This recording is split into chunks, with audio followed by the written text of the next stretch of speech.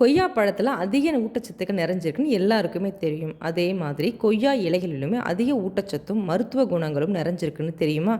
ஆமாங்க. இந்த மகத்துவத்தை தெரிஞ்சதுன்னா இனி இந்த இலைகளை எங்கே பார்த்தாலுமே விடவே மாட்டீங்க. ஹாய் ஹலோ வணக்கம். நான் டாக்டர் ஹேமா, யோகா மற்றும் இயற்கை மருத்துவர்.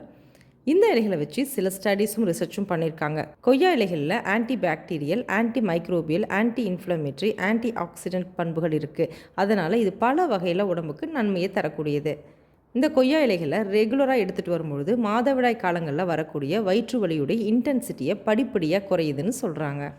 ட்ரெடிஷ்னலாக கொய்யா இலைகளையே டீயாக வச்சு குடிக்கும் பொழுது ரத்த சர்க்கரை அளவு குறையும்னு ஒரு பிலீஃப் இருக்குது. ஆனால் ஆராய்ச்சி முடிவுகளும் இதே தான் சொல்லுது.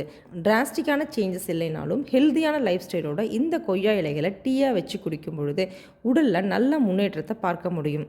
இது டைப் 2 டயபெட்டிஸ் உள்ளவர்களுக்கு பொருந்தும்.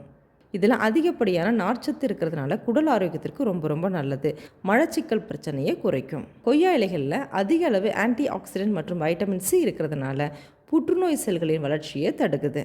இதில் வைட்டமின் சி மற்றும் ஆன்டி பாக்டீரியல் எஃபெக்ட் இருக்கிறதுனால முகப்பருக்களை குறைச்சி முகத்தை இளமையாகவும் புத்துணர்ச்சியும் வச்சுருக்கோம். இப்படி பல நன்மைகள் கொடுக்கக்கூடிய கொய்யா இலைகள் நம்ம வீட்லேயும் வீட்டை சுற்றி பல இடங்கள்லையும் பரவலாக கிடைக்கிது. இதை ரெகுலராக வாரம் 2 அல்லது 3 முறை எடுத்துகிட்டு வந்தாலே நல்ல பலன் கிடைக்கும். ட்ரை பண்ணி பாருங்கள்.